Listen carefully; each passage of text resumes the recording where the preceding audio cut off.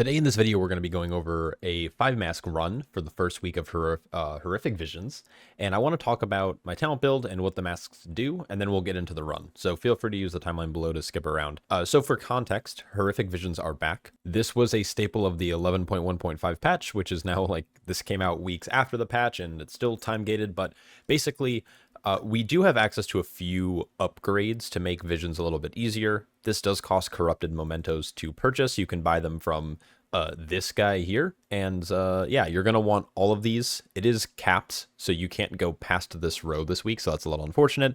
But this is going to give us our restoration orbs. It's also going to have us drain less sanity. It's going to give us max sanity, and it's going to make us do more damage and take less damage while inside of these. And this is also going to be reduced per ally, so it's going to be at the strongest effect when you're doing solo content. Now, you can opt in for 5 masks if you're playing in a group, but I wanted to show you guys how I did this solo. So let's jump in and let's talk about the masks really quick before we get started. So the reason you're going to want to do 5 masks, and you don't even necessarily have to, but it does reward hero track gear, so it's really good for alts. You can also send them to alts if you purchase the correct item for it, which I'll actually show you in a second. But these masks are collected through doing different objectives within the vision, and this week, the first week, you're able to get 5 of them. I am wearing all 5. You would just click on the pedestal and you can take off or put on the masks. So in this case, I had 5 masks on. We had Dark Imagination, which basically if you're below 50% sanity, it's going to randomly spawn enemies. This can be problematic in some of the zones. You also have Mask of the Long Night. This reduces your max sanity by 50%, which is actually massive. This is probably one of the hardest masks to play with. It's pretty easy to actually do a 4-mask vision, but as soon as you add the Long Night, it makes it very, very challenging, and I'll talk about some of the pain points throughout the run. Next, we have Mask of the Pain. This is going to give you basically 2 of the madnesses instead of just 1, so you're going to have multiple different affixes to deal with in each zone. I actually don't mind this one as much because the affixes generally don't impact each other all that much, and you're going to deal with them anyways per week, so it actually makes it more consistent if you're doing Horrific Visions every single week, because there's only so many affixes in each zone. Mask of Multitudes is a new mask that wasn't around in BFA. It basically doubles and or triples the amount of mobs inside of the vision. This is a good or bad thing. One, it kind of means more corrupted mementos, which is good, but there's obviously a lot more enemies going on, and this paired with Mask of Vengeance can be fairly problematic. So killing an enemy bolsters nearby enemies by 15%, and this stacks. Now, it only lasts for 20 seconds or so. Normally, you should be killing the pack before this actually matters. As long as you kind of coordinate your cooldowns and make sure you're bursting everything down in time, these 2 masks aren't really that bad. Now, you're also going to see some of these progression bars around the room. These are different buffs that are going to be applied to you. So, for example, this of the Vision Hunter, it's saying it's fully empowered at level 3. I don't know. I think it's just killing mobs inside of the thing gives you progression on this. And as you can see here, killing an enemy grants you 3% movement speed and haste for 60 seconds up to 5. So basically, as you maintain combat and keep killing enemies, you're going to maintain this fairly strong buff. You also have this one where it requires you to kill elites. This one is also fully empowered. What's nice about this is it's going to give you sanity when you kill an elite. Having this fully empowered is really, really important, and the only way to fully empower it is by doing Horrific Visions over and over again. As soon as I got this to tier 3, this is what made doing this 5-mask run extremely easy. I kept failing right at the last couple seconds of the vision every single time whenever I didn't have this, but restoring 150 sanity is really, really good. Now, the other 2 aren't as important. The experimental destabilization, this one just gives you more damage, and you just by killing bosses in Stormwind or Orgrimmar empowers this one. So if you keep running it, you'll eventually do more and more damage each time. I believe it's 4% per stack. And then same thing with the clear sight. This actually isn't really that important, if I'm being honest, so don't worry about this. And actually, throughout most of the run, we're going to ignore most things that are on the ground because we're not going for the max amount of mementos. We're going for the max amount of zones cleared, aka we want to finish all 4 of the zones and clear it. So last but not least, let's talk about the map really quick. So the strategy that I like to use is you're going to start off in the Stormwind Cathedral district, and then I kind of go into the Dwarven district, and then I go down to Old Town, and then there is a teleporter that brings you back to the cathedral. The reason I do this is because the longer you spend in these tier 3 zones, the more sanity they get strained per second, which is very problematic. So when we are in a tier 3 zone, as soon as we finish, we want to get out of there as fast as possible. This gives us a little bit of a reset. Plus, I do like coming in from the Cathedral District into Trade District. So we go Cathedral, tier 1, tier 2, or tier 2, tier 3, and then we go back, and then we go Trade District into Mage Quarter. But anyways, with all of that out of the way, let's dive into the run. So when it comes to talent setups, I was running something a little unique. I played around a lot with this, because I wanted to figure out a way to counter some of the affixes, which I'll talk about within the run. One thing that was really important to me in this run in particular was optimizing movement speed.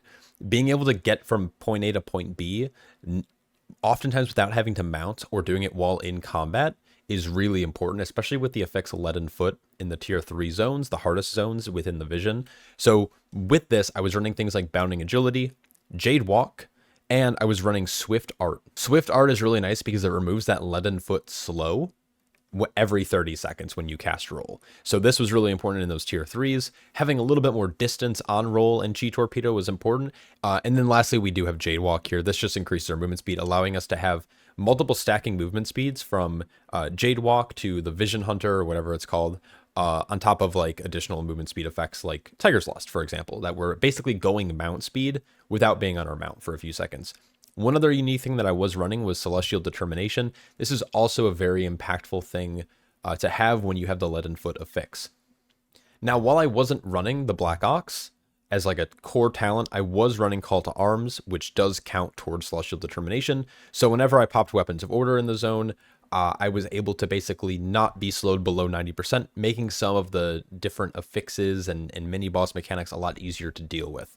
So these are kind of the niche things that I was running. In terms of like talents in our spec tree, this is fairly standard. Outside of maybe Call to Arms was a little unique. I just dropped High Tolerance for it. And I'm also running Chi Surge for a little bit of cooldown reduction and damage.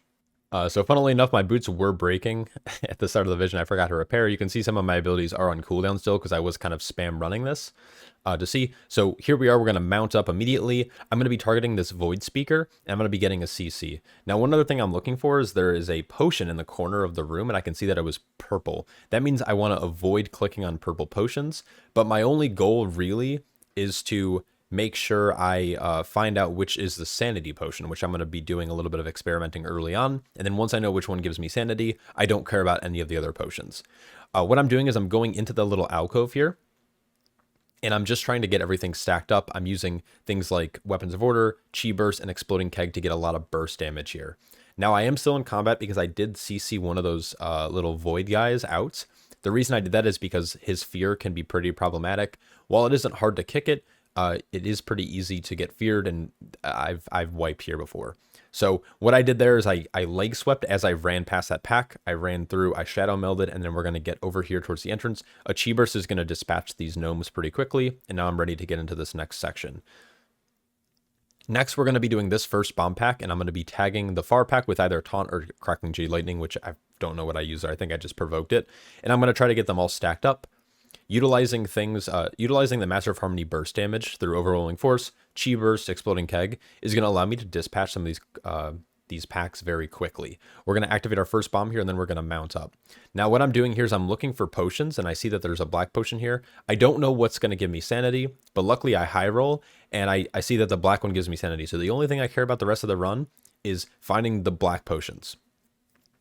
So now we have a mini boss. I'm going to do 3 packs here. This can be pretty problematic. I'm going to commit Dampen Harm here because once Harul gets a little bit bolstered, his like kind of tank buster, his twin blades do a lot of damage. Now, one thing I did there was I have Touch of Death. Touch of Death is extremely powerful. It's going to make getting rid of mini bosses really good, and it's going to give me big sanity back. Unfortunately, I did get stunned. That is the affix Dark Delusions. I didn't see it underneath me, and I ended up getting stunned, but luckily for me, everything else was dead. But that could have easily been the run there. So you're going to see very weird camera movements here. That's just me looking for potions. I'm going to be tagging the far Heart Piercer, and I'm going to be trying to get everything stacked up on this. So it's another big triple pull. Now, unfortunately, the packs kind of went around either side of the building, which is not super great. If you're fast enough, you can actually make them all come around one side, and you can stack them up really, really neatly. It's unfortunate that the heart piercers are far away because the heart piercers are going to prevent you from opening up the kind of planting the bombs. When you're getting hit in the face, it's going to stop you. So I got a paralysis on that guy. I'm going to click on this file because I know that this is going to give me 100 sanity. And then we're going to be trying to finish this off. Now, unfortunately, this Figment spawned at like the worst possible time. What I'm doing is I'm setting up a Transcendence and I'm trying to like set this up, but then I got some weird lag here. And then the Figment goes down. So now I'm able to get these last 2 bombs planted. And that Transcendence is going to come in handy. So I play a lot of top-down when I'm doing these because I'm trying to figure out where these potions are at. They all have set spawn locations, but it's random every time you're in here. And it's also random which one's going to be bad, which one's going to give you sanity, which one's going to give you other buffs. The other buffs are valuable, but it's a 2-second channel. And that 2-second channel over and over again starts to add up. And it's not really worth channeling unless you know that it's going to give you, the right thing. So Touch of Death is also going to get dispatched here. So the way that I have it mapped out is that I use Touch of Death on Harul. Then I need like about 1.5 minutes from when I kill the first mini boss to when I kill the last boss of the zone. But we were able to get through that zone in like 2 minutes. I'm going to Shadow Meld once again, and we're going to be going into here. I get Rushing Jade Wind active, and I'm going to try to roll off to the left. There's a little bit of RP to activate one of the mini bosses. It's like you have to rendezvous with Valera. This takes about 10 seconds or so, 15 seconds. So you want to spend the time killing this pack here. Now you do want to be very careful because these will breakers can do a lot of damage to you if you get stunned.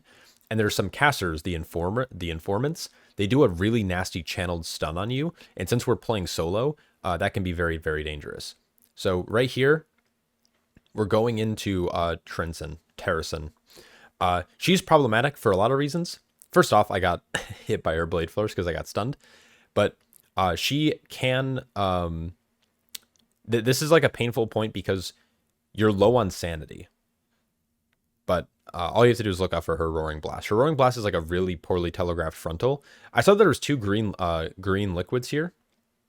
The first time you click on a potion, it gives you 5% or 5 minutes of whatever the buff is. If you click on a second one, it gives you another 15. So getting 2 back-to-back is really nice because then you have 20 minutes and you don't have to worry about it falling off. The problem about drinking potions is that if they do happen to expire throughout your run, it has a negative effect on you. Oftentimes it'll stun you, and that can be very problematic later on.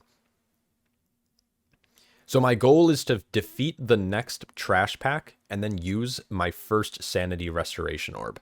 So again, I'm playing top down to see these potions in these corners. You can see one tucked up to the north or the left corner of my screen.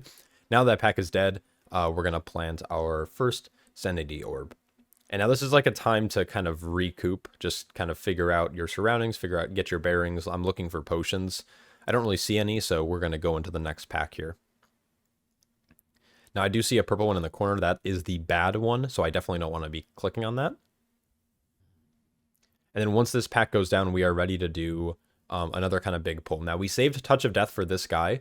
So Touch of Death is really important to save on any mini-boss that has forced sanity loss. This mob has a forced sanity loss effect, as well as another sanity loss effect through standing in his lurking appendages. So you want to move immediately out of the silence. Luckily, I was able to get out of it before I was disoriented. And then that Blight Eruption, if it goes off, it drains 40 sanity. So you want to make sure you're killing him before then. The Touch of Death was great. And now we're going on to Shaw. Now, Matthias Shaw is probably the most annoying mini-boss in my opinion to deal with because he does this thing where he disappears, and when you can't do damage, you just kind of have to AFK here, which is obnoxious. And these little Chaos Orbs. This Dark Gaze cast, if you're looking at the orb while they're channeling, it drains your sanity. So you constantly have to look away from them. And later in the fight, it starts becoming really obnoxious and it's hard to get damage onto him. So we're constantly trying to move away, making sure that we're not getting disoriented, because when you get disoriented, you kind of wander in random directions, forcing sanity to get lost, because you're going to be staring at the orbs. And now I have an Empowered Blackout Kick, which is going to basically put him in the dirt.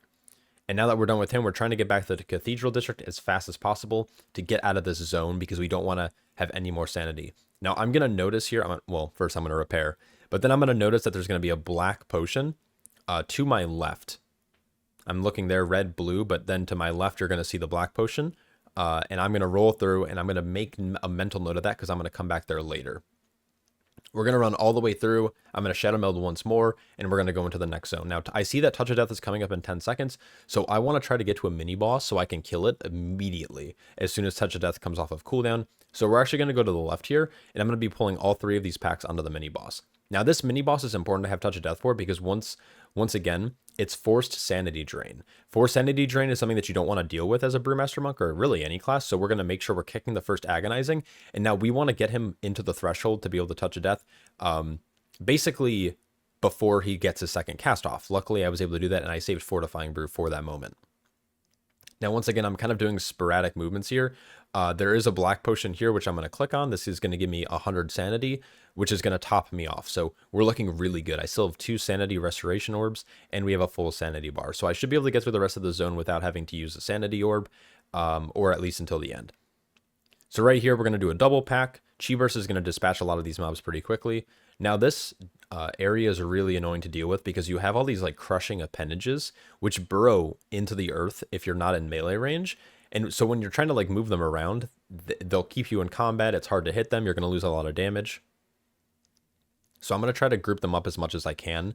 But generally you're going to see me stopping and dealing with that. So here we are. We're trying to LOS kind of on the corner of the auction house here, making sure we're dodging any of the kind of ground effects. Exploding Keg and Chi Burst are going to deal a lot of damage. You're actually going to see some lag for how much damage it ends up doing and how quickly enemies die. That mob's going to go down. Unfortunately, I got a little lag there and I got stunned randomly by that mob. I thought I dodged it, but we're going to the last pack. And I see Touch of Death is coming up in like 10 seconds. So we're going to be pulling in the last mini boss here. Now, when this guy goes down, he's going to give us 150 sanity. So I'm not too worried about it. Touch of Death is coming up in 3. Unfortunately, it's going to come up right as Servitude comes out, which means I'm silenced, which means I can't actually cast it. Plus, he's not low enough for me to actually cast Touch. Now, oddly enough, you can still cast Spinning Crane Kick. So, you know, feel free to use Spinning Crane Kick while you're being pulled like that. Now, I didn't realize I was still in combat with an appendage here, but it's sitting there at 7% health. That's kind of why they're really obnoxious to deal with. And then we are going to make sure we're like channeling these 3 orbs.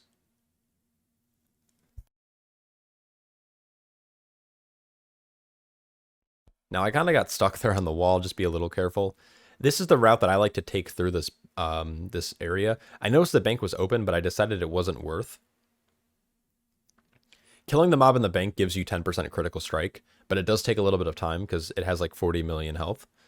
So I opted out of wasting my time getting 10% crit and just going for the objectives. I sit down to Transcendence so I can transcend back. I'm going to transcend back right when I open that last cage. Unfortunately, I got a Figment spawn, but I'm going to get a paralysis on it. And because I know I'm going to be doing a Shadow Meld up here, I don't really need to worry about whatever that Figment of Imagination was doing. So here we go for the meld, and now I'm going to open this door. And now I see that my sanity is kind of low. This zone is really nerve-wracking, though, because there's so many corruptions that come in at the same time that it could be fairly problematic. The reason why that's problematic is because you're constantly in combat, and when you're in combat, your sanity restoration orb only it only restores half sanity, which is obviously a problem, which means you won't get full effect of the orb. I land a leg sweep here, and I decide to put down an orb anyways, despite being in combat. And basically my goal is to try to finish off the rest of these mobs before the orb disappears, so I can actually gain the sanity I deserve. So I'm going to stand here just for a second. Unfortunately, it didn't fill me up all the way, which is kind of the problem with dropping it while in combat. But I figured, you know, it's okay. I only lost out on about 50 sanity there. So now I am going up to the first portal. I do have Touch of Death active, which makes me want to try to get onto one of the mini bosses. Unfortunately, I kind of botched the kick and fear here. I didn't have Leg Sweep. The Ring of Peace came down late. Luckily, the appendage actually burrowed underneath me and knocked me up right as the fear happened, so I didn't move too much. And then I'm trying to get to this first portal. Now, the path through here, I've been trying to experiment with a lot lately. This path actually ended up working out really, really well, and I liked it a lot. Because you're going to avoid a lot of the patrolling corruptions that end up actually screwing you over a lot. So I'm trying to get out to this mini boss here, because this mini boss will give me 150 sanity, and Touch of Death is great for that. Now, this guy's really obnoxious, though, because any of these circles that he spawns that if you get hit by will drain your sanity, which is obviously not good when you are trying to maintain your sanity. So I'm just trying to get him low enough so I can touch, which 15 mil is the magic number for my current item level. And then we are going to be clearing pretty much 2 portals for the price of 1 here. You can drag this elemental and this portal master to the other pack. Now, I go a little slow here. I don't know why I spent so long. I was kind of looking for potions along this kind of like mage quarter wall, I don't know, like platform. And once this elemental goes down, we will have the portal keepers. There we go. So we're good. And now we're going to head into this room here, which will lead us to this keeper and 1 void elemental. And now I noticed that my sanity was pretty low. I was kind of in a spot where I was like, well, I could try to kill the mini boss quick enough, but I don't think I will. So I'm going to put down a sanity restoration orb, and I'm going to just kind of sit here for a second. Now, unfortunately, a corruption came in and a figment spawned, which means that I'm not gaining all the sanity I should be. So I'm trying to kill them off nice and quickly. Luckily, I was able to get rid of those mobs. I was getting ready to put down a ring of peace just in case a patrol was coming at me. And then I'm going to set up a transcendence in this corner. And this is going to save me like the tiniest bit of time. Now, there is generally going to be 1 potion in this room that will give you the sanity back. That's from something I've just noticed. I don't know if that's always true, but basically I noticed that there's a potion of like the mysterious black potion, which gives sanity back in the corner. So I know once I kill this guy, and then once I defeat this guy, I'm going to be able to drink the potion, and I should be capped on sanity. So the name of the game is to get up to the final boss of the zone as fast as possible to minimize my sanity drain. So he's going to go down. Unfortunately, some servants spawned. Getting hit by these purple swirls are really bad. I'm going to head right for this potion. I'm just checking on my sanity, and then I'm going to be able to transcend through this wall here to save myself some time. Now the potion only gave me 66 because I'm basically topped, but this should be plenty. And now I have Touch of Death for the final boss, so I'm able to Touch of Death Umbric, and then teleport back to the main city. And remember, we saw a black potion in the first area, so I'm going to have 100 more sanity that I'm going to gain from that, and I'm going to gain 150 sanity from defeating Umbric. So we're going to go right in. Now, the name of the game here is to attempt to push him fast enough so he phases, and you want to kick Entrophic Missiles because that is a forced sanity drain. Now, unfortunately, the Tainted Polymorph is going to go off, but we want to try to push him so he doesn't do another Entrophic Missiles. Now, luckily, well, I shouldn't even say luckily. Unfortunately, that did go off, so that's 45 sanity that I just missed out on. But we're going to try to get through this as fast as possible. Now, unfortunately, I got disoriented, but that's okay because I did make it past his storm. And as soon as he gets out of this, I'm going to be able to kick and then Touch of Death to gain my sanity back. And now we're trying to get to this portal as fast as possible. I'm at about 60% sanity. I'm going to do 1 more pull here. The potion that I need is in that corner.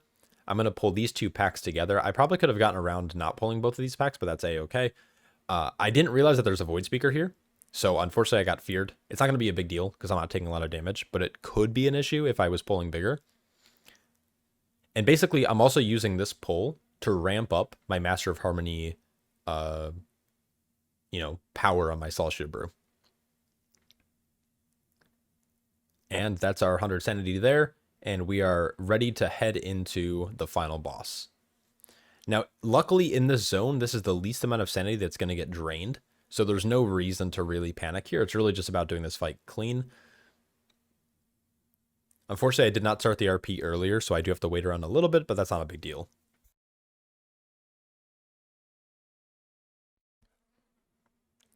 She spawns. I'm going to pop Celestial Brew. I have Weapons of Order. I should have popped that actually earlier. I'm going to get a leg sweep so I don't have to move out of that stun.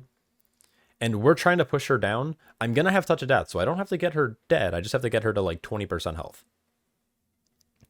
Now I go to kick these barrels, but unfortunately it randomly kicked the wrong way. This stressed me out a lot because I was clearly like I was clearly on the one side of it. And because I wasn't paying attention, I got polymorphed, which then led into Darkened Sky. It also led from a little extra sanity drain from the eye. It's not a big deal. I'm going to stack up, kick these barrels off to the side, and then Chains of Servitude comes out. You can spin and crane kick during this. So I try to do that a little bit here to get some extra damage, but it's just kind of a slow drain. On Void Eruption, you want to make sure you're LOSing. And then we're going to go and kick the Polymorph. So at all times, I'm trying to face away from this little Eye of Chaos. She's at 20 million health. This Bloodthirsty effect should knock her down a little bit. And then this is the last set of kind of barrels I need to kick away. And now she's about to be at 20%, and then I can touch a death. And that's it. So you get little happy wiggles here. I was pretty excited. I spent probably like 3 hours progressing this last night, and then another hour today. So I was I felt pretty good about finally clearing it. It was very stressful trying to figure out exactly where to like optimize your orbs, figuring out the path you need to take through each zone. These are all very fun things. I really like Corrupted Visions, or the Horrific Visions. You can see here I got like a lot of loot. I got some Gilded Crests. I got, give or take, 1,200 from the vision itself, and then another like 2,000 from the chests. So a lot of mementos here from clearing this zone. So yeah, that's how I did it.